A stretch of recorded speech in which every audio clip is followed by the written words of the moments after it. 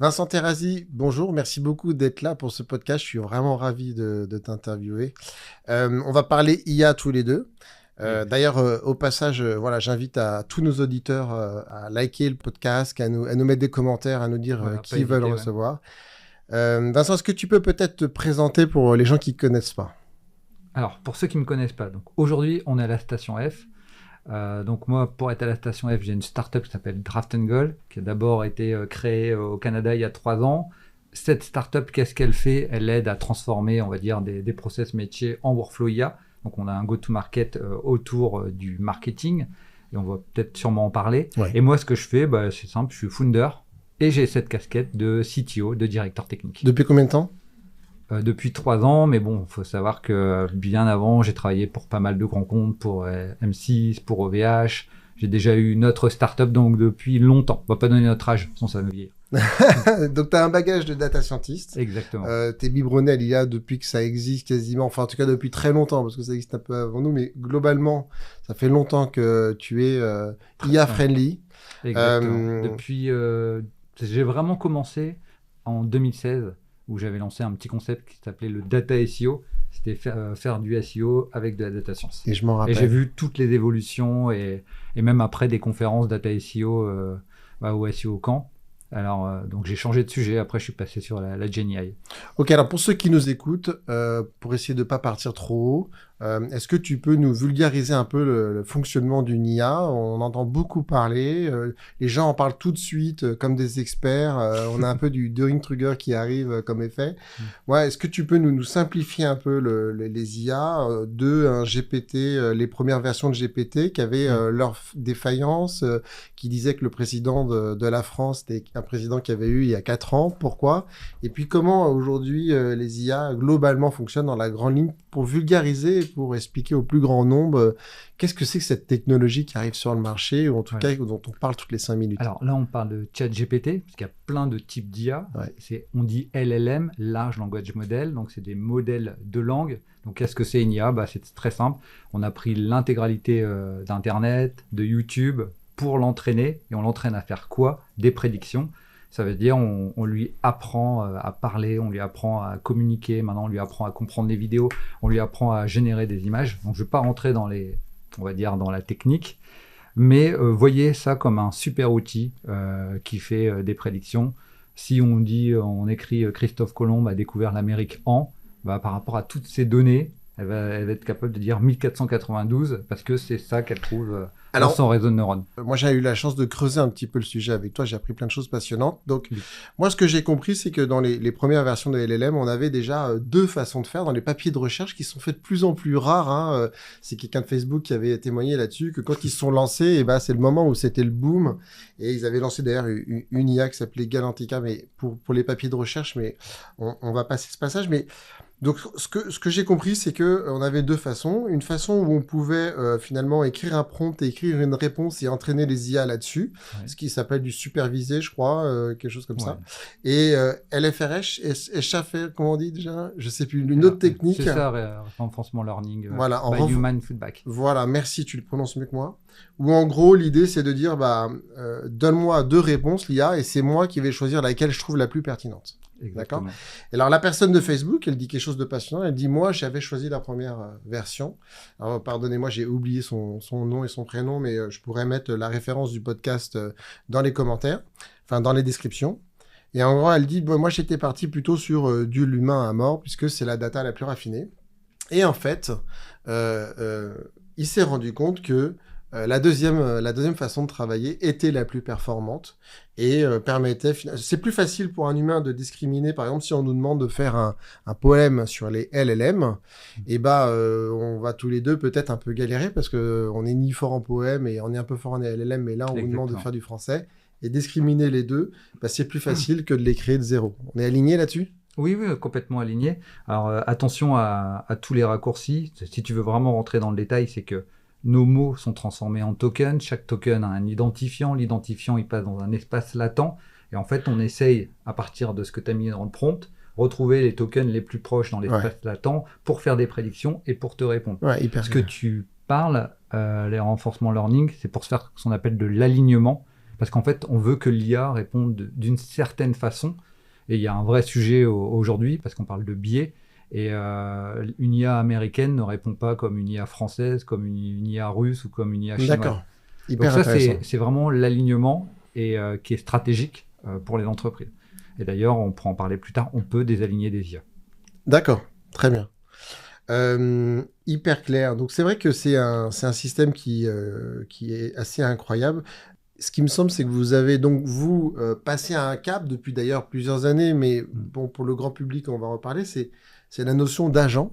Oui. Alors ça, est-ce que tu peux nous en parler un petit peu et nous expliquer c'est quoi un agent par rapport à une IA? Alors si je dois faire très simple, un agent, c'est un LLM souvent, donc c'est une IA qui utilise des outils. Et donc par exemple, nous, dans le cadre du SEO, elle va utiliser un scrapper pour aller chercher des informations sur un site web, elle va utiliser une recherche sur Google pour savoir ce qu'il y a dans les SERP. Elle va utiliser un outil pour compter les mots, parce que les IA ne savent pas compter les mots. Et en fait, un agent, il peut utiliser 10, 20 outils différents pour remplir des objectifs hyper précis. Et c'est là où les métiers sont en train de changer, parce qu'il y a énormément de choses qu'on peut confier à des agents. Ok, hyper clair. Et donc, comment vous gérez justement donc, la notion d'hallucination? On en parle beaucoup dans les IA. C'est le fait qu'une IA peut en fait partir dans une direction qui n'est pas la bonne, voire même dire quelque chose de faux. Donc ça, est-ce que tu peux nous en dire un petit peu plus? Parce qu'évidemment, c'est un peu la bête noire d'une entreprise, d'un agent ou d'un workflow. C'est d'éviter qu'au bout d'un moment, bah, ça dise des choses fausses et que ça s'enraye. Alors, là aussi, on peut remettre... on va dire, la vérité au centre du village. Il y a deux choses. Avant, on utilisait seulement un LLM pour obtenir une réponse. Mais les datasets datés de plus de 6 mois, il y avait des biais et surtout, quand dans ton dataset, tu as des informations contradictoires, même pour un humain, c'est difficile de choisir. Aujourd'hui, il y a eu des techniques qui sont apparues où maintenant, on utilise, on va dire, du RAG, on utilise des bases de données pour répondre. C'est-à-dire qu'on n'utilise pas que le LLM, on utilise un agent qui va interroger des bases de données, on va être entre guillemets certifié, il va par exemple aller sur Wikipédia pour te répondre. Et nous, comment on fait pour garantir la réponse finale? C'est qu'on ne va pas utiliser une source de données, on va en utiliser plusieurs. C'est-à-dire que pour te répondre, on va regarder des documents internes à l'entreprise, des documents externes, et si l'agent n'arrive pas à croiser les sources, il ne va pas utiliser cette donnée. Et c'est comme ça qu'on réduit les hallucinations. C'est exactement, moi quand j'étais Head of Data, c'est exactement ce que je faisais dans l'entreprise, c'est que je croisais les données pour être sûr d'avoir la bonne réponse. Donc ça marche extrêmement bien. Et on peut réduire du coup de façon drastique le risque d'erreur, entre guillemets? Complètement, tu réduis fortement. Fortement, d'accord. En croisant les sources. Alors justement, tu parlais de Head of Data, peut-être que tu peux un peu nous resituer, toi tu as une carrière, un poste qu'on appelle Data Scientist, c'est comme ça qu'on le nomme. Est-ce que tu peux nous dire c'est quoi un Data Scientist? Et puis surtout peut-être nous parler un peu d'évolution de ton métier sur les dernières années. Est-ce que les outils sont les mêmes, les réflexes sont les mêmes, les demandes sont les mêmes? Montre-nous un peu ce métier qui est assez nouveau peut-être pour ceux qui nous écoutent. Data Scientist, j'aime bien dire que c'est un super développeur. Et ça a complètement changé au fil des années. Moi, je me rappelle, en 2016, on utilisait des algorithmes, on va dire, de machine learning, mais pour faire quoi? La classification, la clusterisation, pour être capable de détecter des anomalies, faire du forecast. Ces techniques, aujourd'hui, elles existent toujours, mais maintenant, le data scientist d'aujourd'hui utilise énormément la GenAI. Il va utiliser des modèles pour faire ce qu'on appelle du NLP avancé, donc du traitement du langage, et c'est tout ce que tu as cité, c'est avec les prompts, etc. Mais le métier de data scientist aujourd'hui, il a fortement changé parce qu'il y a deux choses qu'il fait. Maintenant, c'est le data scientist qui entraîne des modèles, donc il va les spécialiser pour son entreprise. Je ne sais pas, moi, d'un seul coup, tu veux générer des images parfaites de cravate. Peut-être que les modèles de génération d'images actuels, ils ont des petites faiblesses, donc tu vas avoir un modèle spécialisé. Mais où le métier de data scientist a complètement changé, c'est que maintenant, tu as ce qu'on appelle l'IA coding. Donc là où avant, les data scientists, on devait créer des tonnes de code source qu'on appelle des Jupyter Notebook, aujourd'hui, l'IA te génère ton code. Et en fait, on est plus dans des data scientists, on réfléchit moins sur le code, mais on réfléchit beaucoup sur l'algorithmie, les performances, la sécurité, éviter les biais, etc.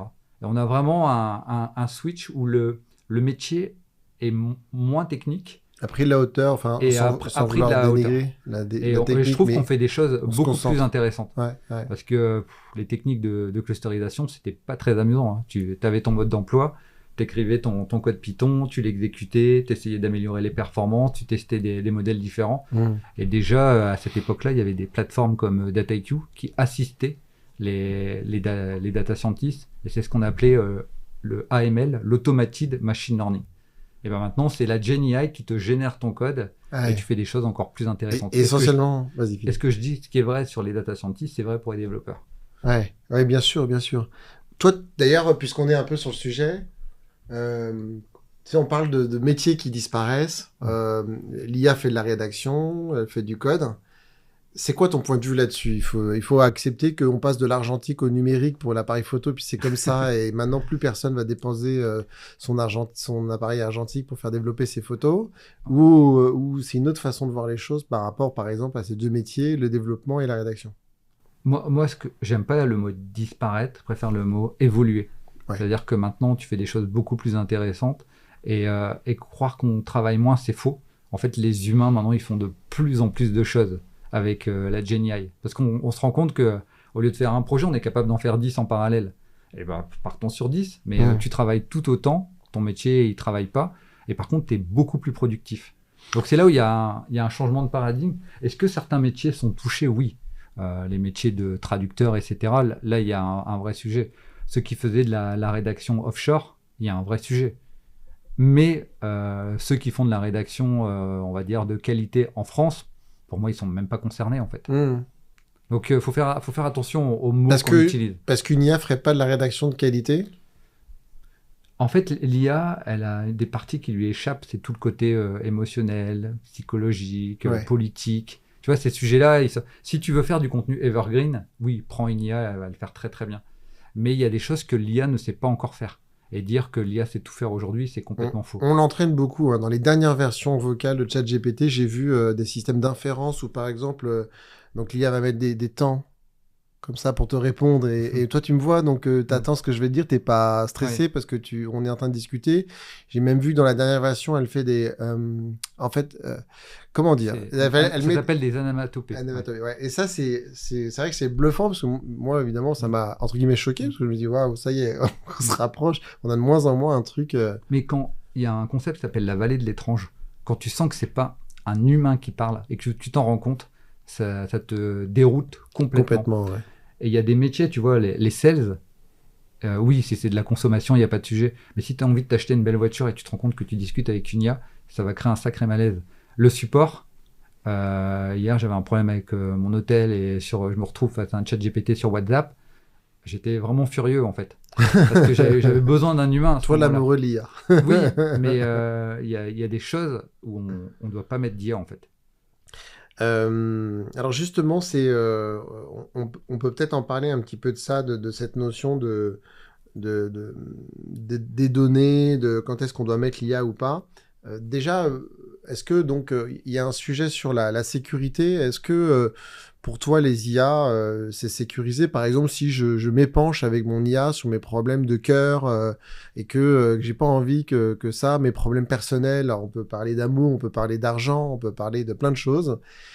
Pour toi, est-ce que tu dirais, alors je vais te faire un peu une réponse A et B, et puis sûrement que tu pourras en créer une C. Est-ce que tu dirais, non, en fait, il n'y a aucun problème, c'est très étanche. Alors oui, c'est envoyé aux États-Unis, mais les États-Unis probablement font en sorte que, ou quand tu dis, non, rien de personnel sur des IA, faites attention, vous vous rendez pas compte du danger que vous prenez, ou C, troisième réponse.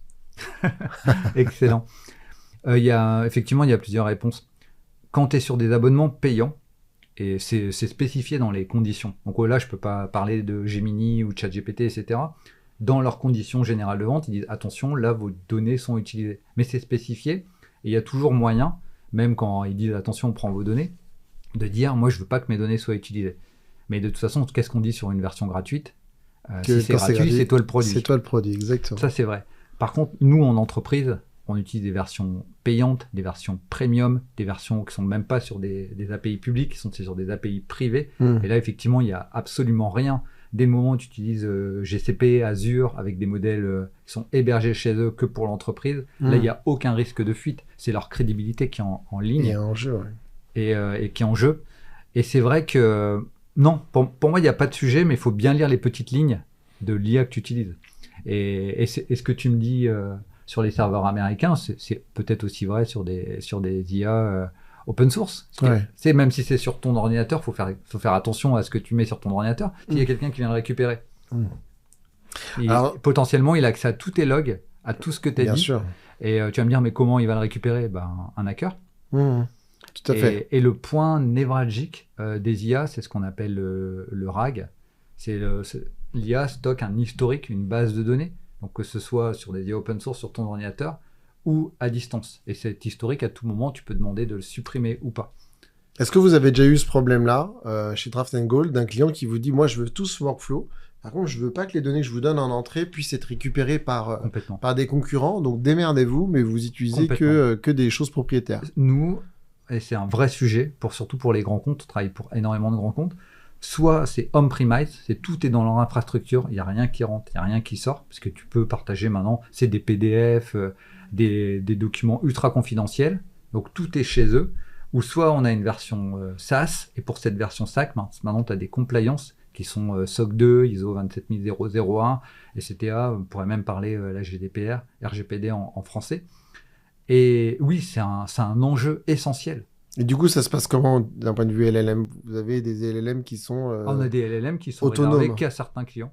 Et qui sont sur des serveurs à vous, entraînés... Soit à nous à part, ou soit chez eux et dans leur infrastructure. D'accord. Mais c'est un énorme sujet.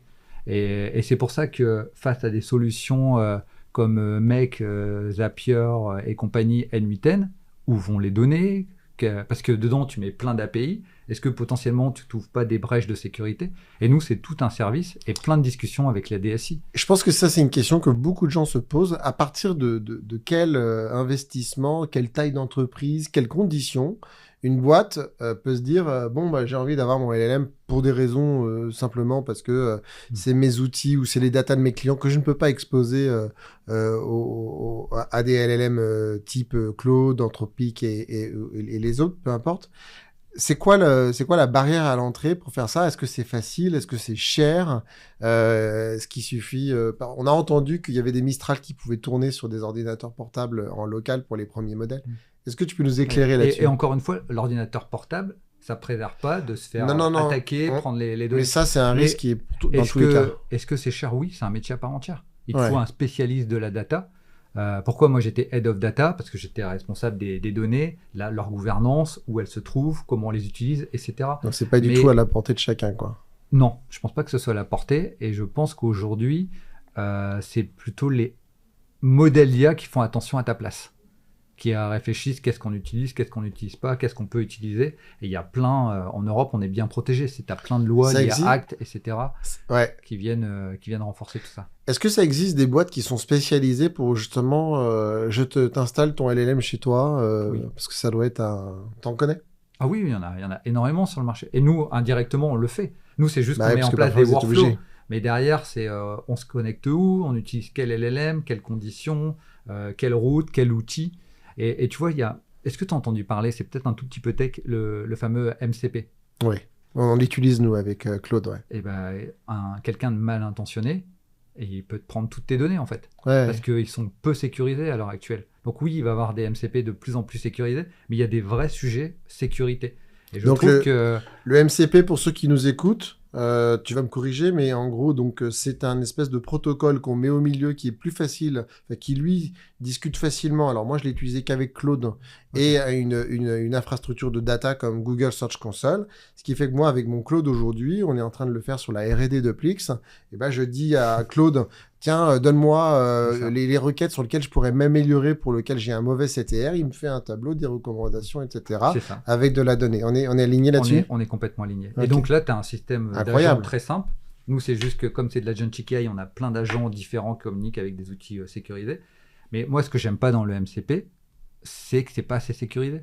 Alors, dans quel sens? C'est-à-dire que c'est un serveur qui se hack facilement. Qu'est-ce qui n'est pas assez sécurisé? Le code, les performances, qui l'utilisent, comment tu l'utilises.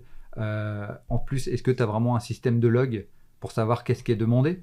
Est-ce que tu es certain là que tous tes employés qui utilisent ce serveur MCP, ils vont pas chercher Alors, des pour l'instant, comptes. c'est que moi. Mais, c'est que toi. Ouais. Bah, là, ça viendra. Alors, pour l'instant, c'est de la R&D. quand c'est du 1.1, il n'y a pas trop de sujets. Mais quand ça va Bien commencer sûr. à être déployé dans une entreprise, il faut faire attention. là, il y a des vrais sujets. Il faut faire très attention. Pour répondre partiellement à ta question, par exemple, sur Claude, on peut désactiver des fonctions qui sont sensibles comme efface, modifie. Voilà. Ouais, je te le Donc conseille. moi, je lui ai dit, si on te demande de delete, en fait, t'as pas le droit. Et après, les gens, ils oublient, mais les agents consomment énormément de tokens, parce que tu as plein d'allers-retours entre l'outil ou le MCP et le LLM. Et ça, il faut faire extrêmement attention, parce que des fois, ça peut tourner en boucle infinie. Et puis après, tu attends la facture à la fin du mois. Ouais. Donc nous, c'est des choses qu'on traque, c'est des choses, on a énormément de garde-fous pour éviter justement qu'un agent, on appelle ça un comportement divergent, aille dans une direction impossible et infinie. Alors donc, tu sais, nous fait beaucoup de SEO. On en a parlé un peu ensemble avant de préparer ce podcast, une agence IA, parce que nous en demande de plus en plus. Et finalement, chez Applix, nous, on est agnostique du moteur de recherche. On n'est pas brandé Google, brandé Bing, ou on est capable de faire de l'acquisition sur beaucoup de canaux. Alors, en France, Google est quand même assez majoritaire, donc c'est difficile de l'ignorer. Mais on essaye de faire ça vis-à-vis d'un algorithme et d'un moteur de recherche. Vous, est-ce que vous avez... déjà, justement, tu parlais de MCP, de Google, et moi je parlais de Google Search Console.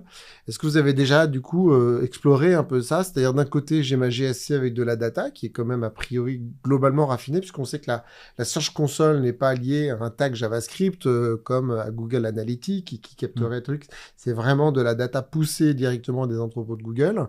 Et donc, c'est souvent intéressant, même si c'est une data qui est samplée. Est-ce que vous avez déjà fait un peu des expérimentations dans ce sens, dans le SEO, et est-ce que tu peux nous en parler? Énormément.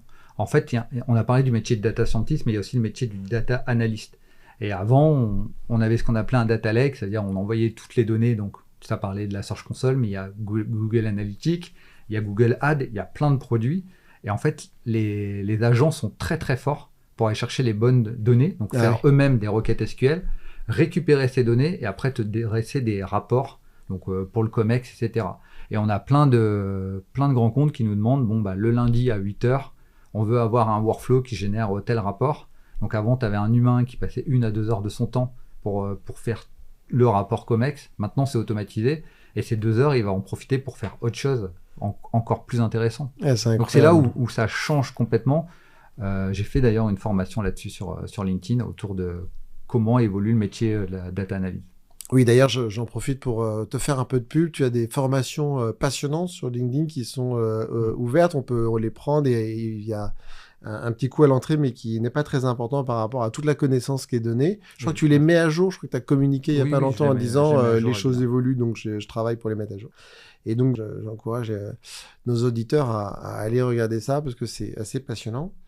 Dans mon métier par rapport à l'IA, ce qui se dit un peu, c'est c'est un peu ce qu'on disait avec TikTok et les réseaux sociaux. C'est les jeunes n'utilisent plus Facebook, les gens utilisent Instagram, très bien, et bien sûr que les choses évoluent.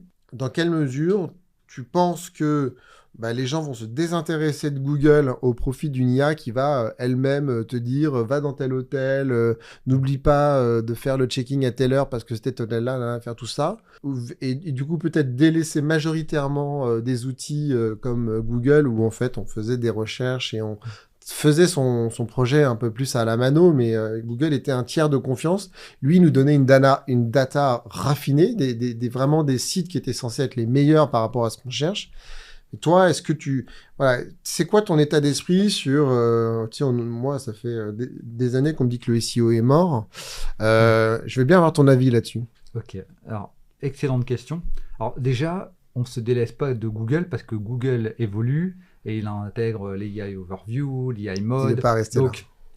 Ils sont déjà prêts. Et ils ont certainement, si on rentre dans la technique, la meilleure façon de faire d'un point de vue moteur de réponse. Donc, oui, les moteurs de recherche évoluent, ils deviennent des moteurs de réponse. Moi, mon positionnement, c'est Google qui a inventé le concept il y a plus de 15 ans. Il parle du SMOT, c'est écrit Z-M-O-T, c'est Zero Moment of Truth. Et en fait, ça consiste à dire que quoi que tu fasses, tu vas pas te contenter que d'une recherche Google. Tu vas aller peut-être sur les réseaux sociaux et tu vas peut-être demander maintenant à ChatGPT. Tu vas croiser Et en tant qu'humain, tu vas prendre la bonne décision. Ce qui est inquiétant, c'est par rapport aux nouvelles générations. Les nouvelles générations, moi j'ai une fille de 16 et une autre de 19, elles consomment exclusivement du chat GPT et on va dire des TikTok ou équivalents. D'accord. Et là, il y a un vrai sujet, c'est que sur du moyen long terme, bah forcément, c'est eux qui vont inciter à utiliser de plus en plus ce type d'outils. Ma vision personnelle, c'est que ça détruit l'esprit critique. Du moment que tu as une IA qui te prémâche et une réponse, et même en citant les sources, les gens, ils sont fainéants, ils n'ont pas envie d'aller vérifier les sources. Et donc, ça veut dire des techniques de manipulation qu'on sera plus capable de déjouer dans le futur. Donc, oui, nous, on utilise beaucoup de sources. Nous, on va faire du bouche à oreille, etc. Mais sur les nouvelles générations, c'est clair que ce type d'usage, ça va exploser. Et on le voit, les gens, ils préfèrent la vidéo à lire. Maintenant, les gens, ils préfèrent une réponse d'IA à cliquer sur 10 liens différents et à se forger un avis. Donc ça, c'est le sens de la marche, tu peux pas le changer. Alors justement, donc on va rester sur l'esprit critique et après je voudrais qu'on reparle un tout petit peu de Google et de sa force et de son évolution parce que il y a des choses sur lesquelles je veux avoir ton avis. Mais on va rester un tout petit peu sur l'esprit critique parce que ça c'est très important. Ce qu'on se dit globalement, c'est que toi et moi, on a déjà fait des rapports de stage, on a déjà fait un certain nombre de choses qui demandaient du temps et de l'énergie. On l'a fait à la main et que maintenant, quand on demande quelque chose, d'ailleurs la plupart du temps, quand on demande quelque chose à l'IA, on a quand même une idée de ce qu'on lui demande, etc. Du coup, ça, c'est quand même quelque chose d'un peu flippant de ce que tu dis, parce que si on perd l'esprit critique, on perd un atout majeur de l'être humain. Donc, toi, est-ce que tu as une petite idée de, je sais pas, soit un peu endiguer ça, ou au moins enseigner à nos enfants, ou en tout cas à travers des formations à nos générations, ou en faisant de la prévention. L'Europe est en quelque sorte aussi un peu réfractaire sur l'IA, elle se protège d'une certaine façon, mais c'est peut-être plus d'un point de vue de données. Mais il y a quelque chose de l'éthique dont on parle beaucoup dans l'IA. Il y a cette notion de pré-prompt aussi qui est quand même important, dans lequel on va dire à une IA ne fais pas ci, ne fais pas ça. Mais sans aller dans... Il faut que je me concentre sur un sujet précis. Donc, je vais te parler juste sur l'esprit critique. Pour toi, là-dedans, est-ce qu'il y a un vrai danger là-dedans? Et si oui, est-ce que tu penses que on peut faire en sorte que les nouvelles générations gardent justement des garde-fous dans l'utilisation de ces nouvelles technologies? Est-ce que c'est des choses auxquelles tu as pensé avec tes enfants? Est-ce que tu les sensibilises? Tu dis, mais attends, est-ce que tu es sûr de ce que tu dis? Parce qu'une IA peut se tromper, je suis bien placé pour te le dire. C'est une très bonne question. Alors, c'est très personnel, ce que tu me demandes. Mais moi, je pense que c'est le rôle d'un mentor. C'est le rôle d'un parent d'enseigner cet esprit critique. Je pense que c'est ce qui nous rend profondément humains. Ça veut dire, et moi je l'ai vu pour ma startup, tout le monde disait commencer par le bas du marché, nous on a commencé par les grands comptes. Tout le monde disait d'être générique, nous on a décidé de se spécialiser en marketing. Et tu vois, c'est notre esprit critique qui nous a guidés. Et ça s'apprend, heureusement. Mais par contre, je vais te reprendre l'exemple du GPS. Aujourd'hui, tout le monde allume son GPS, plus personne ne sait se guider. Moi hier, pas de chance, plus de connexion, j'avais pas de GPS, j'ai quand même trouvé mon hôtel. Parce que nous, on a le réflexe d'aller voir les cartes, de demander aux gens, et on va se retrouver. Mais ça, je trouve que c'est des soft skills qu'on va continuer d'apprendre, et qui peut-être même seront enseignés à l'école, cet esprit critique. Et donc, du coup, sur un autre aspect, le côté éthique, c'est-à-dire, donc les gens ne savent pas forcément, mais... sauf faire de ma part, donc on met un pré-prompt dans les IA pour quand même brider un peu l'IA sur un certain nombre de choses. On n'a pas envie qu'une IA soit raciste, par exemple, et probablement qu'une IA sans aucun pré-prompt pourrait tout à fait avoir des propos racistes, ne pensant pas forcément à mal. Ça, je sais pas très bien. Mais... Alors, les garde-fous, ils sont pas seulement dans le pré-prompt, ils sont aussi dans les données d'entraînement. D'accord. En fait, ce que tu vas éviter, c'est que dans tes données d'entraînement, tu as des propos racistes, parce que l'IA, elle apprend à partir de tes données d'entraînement. D'accord. Elle ajuste, on va dire, son réseau de neurones, et donc, même si tu avais un pré-prompt, il suffirait de l'enlever ou de le modifier légèrement. On a, même avec des IA, on va dire, alignés, on arrive quand même à leur donner des comportements divergents. Donc, non, moi, je pense que c'est l'utilisateur final qui doit être hyper sensible au fait qu'une IA peut se tromper, comme un humain peut se tromper.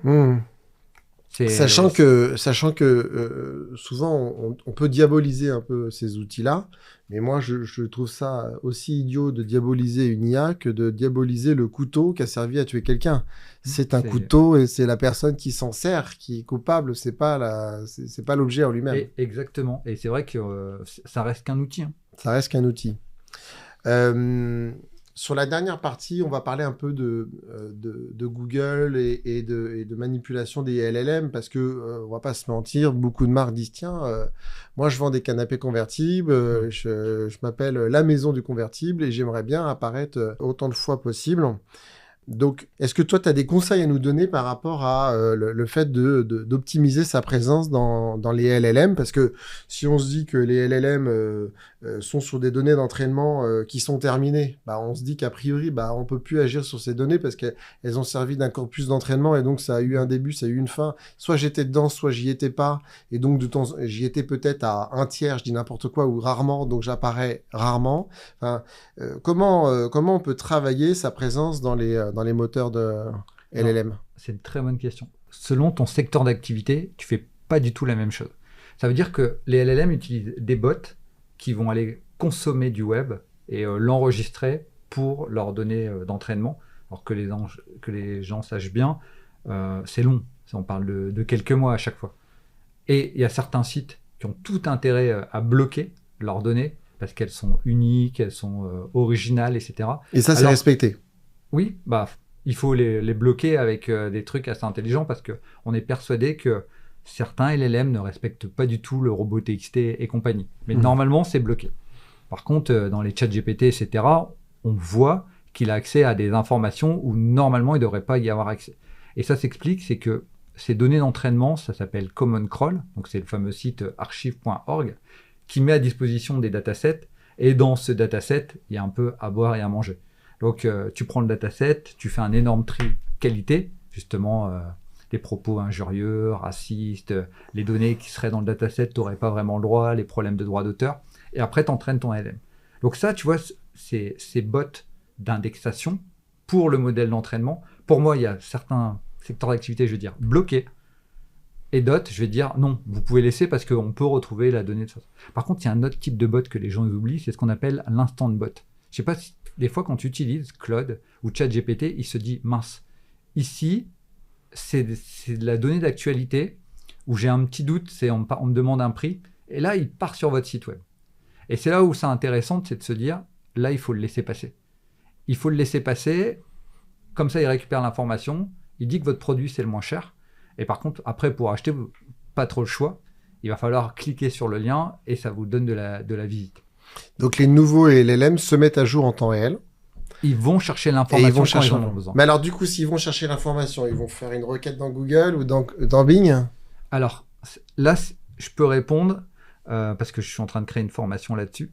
Quand c'est SearchGPT, par exemple, soit il va dans Bing, il va dans l'index de Bing, parce qu'ils ont un partenariat, soit ils ont créé un moteur de recherche interne, parce qu'ils ne veulent pas être dépendants, qui s'appelle Fortis, ou soit ils ont encore un autre moteur, qui est un peu plus obscur, où ils peuvent aller chercher des informations spécialisées. Et en fait, selon que tu t'adresses, quand tu utilises Gemini, bah là, tu pourrais penser qu'il va dans l'index de Google. Oui, mais pas seulement. Il va aussi dans ce qu'on appelle Live Knowledge Graph. Donc en fait, il va dans un Knowledge Graph qui est mis à jour en temps réel pour consommer de l'information. Et c'est pour ça que Google, Gemini, on va dire, quand tu l'interroges sur de l'actualité récente, tu es clairement le meilleur. Parce que Google, c'est leur boulot depuis l'origine. Et après, Perplexity, encore un autre système de fonctionnement. Ce que les gens ils doivent comprendre, c'est que tu ne peux pas interagir sur le choix des sources de données. C'est le LLM qui choisit. Il a été fonctionné pour être branché sur Bing, sur Google, sur un Knowledge Graph. Et tu ne peux pas non plus interférer sur... Il récupère des informations, mais comment il sélectionne les sources finales? Ça, c'est impossible. Par contre, oui, tu peux choisir d'être indexé ou pas indexé dans certaines situations. Et là, on revient sur du SEO classique, en fait. Ouais. C'est tout ce qu'on faisait déjà il y a plus de 20 ans, où par exemple un LLM où sa source de données pour les hôtels c'est Booking, bah, tu as tout intérêt à être présent sur Booking et là tu n'as quasiment rien à faire en fait. Tu vas être naturellement cité par le LLM. Ok. Et il y avait un dernier aspect que je voulais sur lequel je voulais avoir ton avis. Pour moi, Google a D'abord, Google répond depuis des années à la question, tu me demandes quelque chose, je vais essayer de te répondre quelque chose de pertinent. C'est quand même... Parce qu'il ne faut pas oublier que voilà, ce qu'on demande à un moteur de recherche, que ce soit un LLM derrière Google ou Bing, ce qu'on veut, c'est que ça réponde à un truc qui semble à peu près correspondre à ce que je cherche. Oui. C'est le cœur de le métier. D'ailleurs, Google a gagné la bataille grâce à ça, grâce à la vitesse d'exécution de la réponse. Je parle d'une époque que les moins de 20 ans peuvent pas connaître, mais le web marchait moins vite et Google t'affichait tout de suite ta réponse. Bon, soit. Mais Google, depuis des années, fait ça. Et Google, bon, c'est plus un secret. Nous, c'est notre métier en SEO. Google se base sur des piliers, donc la sémantique de ta page, sur l'autorité de ton site et sur la technique aussi, le fait qu'on puisse que ce soit quelque chose qui fonctionne bien et fluide, parce que si c'est super pertinent, mais que le site sur lequel tu vas charge tellement lentement qu'en fait tu vas avoir du mal à voir l'information là où tu es avec ton mobile en 2G, ça va être compliqué. On a vu dans des leaks que Google exploitait évidemment beaucoup aussi, les données de Chrome, plus de 400 événements traqués, etc. Alors Emmanuel, où tu veux en venir? En fait, ce que je me dis moi dans mon intuition, que j'ai pas forcément prouvé, mais c'est que avec ces données-là que Google utilise depuis des années pour nous servir de la qualité, à savoir, est-ce que Vincent il passe du temps sur Chrome sur tel article plus qu'un autre, ça à une certaine échelle, etc.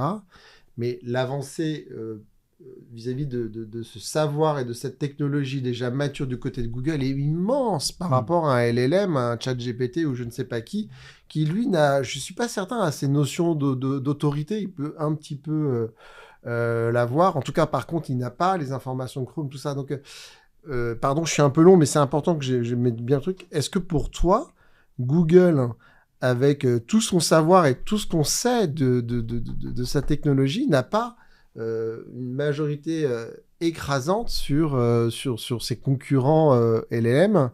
Je parle plus sur l'aspect de recherche au regard de ce qu'ils possèdent en interne comme savoir et comme data avec Chrome et Android.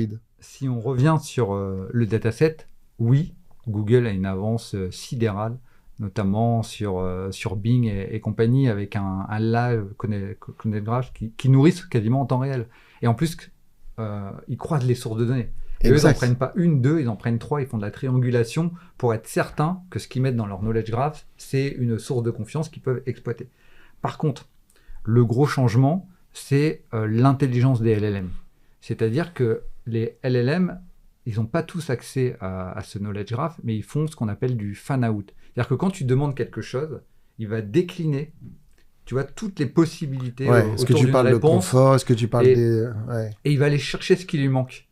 Donc, Google va répondre beaucoup plus vite, parce qu'en fait, ils ont l'information en kit, prête à l'emploi, alors que les autres, si tu veux, à travers cette intelligence de LLM, ils vont être capables de faire du chain of thought, c'est de la chaîne de pensée. Ça veut dire se dire, OK, ils me demandent les meilleurs hôtels à Paris sous tel budget, ça va créer toutes les requêtes. Et je ne sais pas si tu as testé Deep Research, cette capacité, que ce soit sur ChatGPT, Perplexity et tous ces équivalents.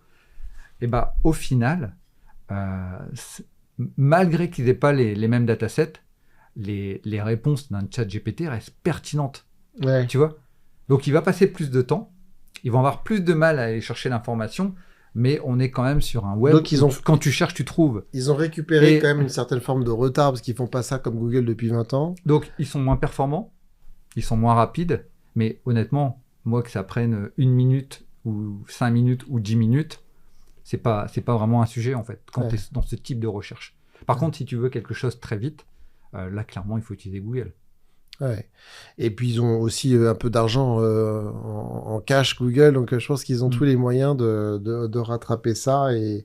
Là, les prochaines évolutions, c'est clairement les achats par agent. Ça veut dire la capacité à dire à Google, voilà, je veux on va prendre de la consommation, sinon on ne sera pas d'accord. Mais j'ai besoin que tu renouvelles mes capsules de café toutes les semaines. Bon, bah, l'agent, il va trouver le site, il va acheter, il va utiliser ta carte bleue et tu n'as rien à faire. Okay. Ça va faire gagner un temps monstrueux. Ça va très, très rapidement arriver. Ok, donc pour le mot de la fin, Vincent, ce que je te propose, c'est qu'on se projette dans 10 ans. Waouh. Ah, c'est dur ça. Hein. On se souhaite dans 10 ans, nos enfants seront déjà grands. Nous, on sera peut-être en train de réfléchir à la retraite ou on travaillera encore comme des fous, je sais pas. Est-ce que tu peux nous faire un peu une projection de ces outils voilà, dans 10 années, une fois que on sera vraiment dans une certaine forme de maturité, on peut dire ça. Voilà, est-ce que toi, tu arrives à te projeter un peu dans cette nouvelle ère qui arrive vers nous? Qu'est-ce qui va changer pour toi, qui va venir? On pourra réécouter tes paroles dans 10 ans pour savoir si c'était juste. Moi, j'ai toujours des fortes convictions. Donc, c'est la première fois qu'on me le demande, mais je vais le dire. Je pense que l'IA aide à comprendre de mieux en mieux l'humain. Ce qu'on peut faire, ce qu'on peut pas faire. Et je pense que là, on est à fond dans la Gen AI et bientôt, l'IA, ça sera une commodité. On n'en parlera même plus dans 10 ans, puisqu'il y aura de l'IA partout. Mais je pense que la prochaine chose qu'on va améliorer, c'est l'humain. Et que l'humain va devenir de plus en plus intelligent et qu'il n'y aura plus personne mis de côté. Parce qu'en fait, ça sera des éducations spécialisées.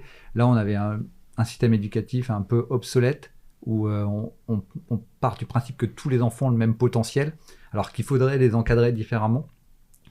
Et je pense que l'humain va être fortement amélioré dans 10 ans. Je pense qu'on n'aura plus du tout les mêmes problèmes avec les maladies. On n'en parle pas, mais la médecine fait d'énormes progrès. Donc, dans 10 ans, on sera capable de quasiment tout remplacer. Donc, je pense que ceux qui écoutent, ils le savent, mais je suis quelqu'un de très optimiste. Et je pense qu'on vivra beaucoup mieux dans 10 ans que ce jour. Ça serait le mot de la fin pour moi. Vincent Terrazi, merci énormément de m'avoir accordé du temps. Moi, je suis très content d'avoir pu t'écouter dans ce podcast. Je pense qu'il aura beaucoup de succès. On te souhaite de très belles choses avec Draft & Goal. Je pense que vous avez déjà une trajectoire.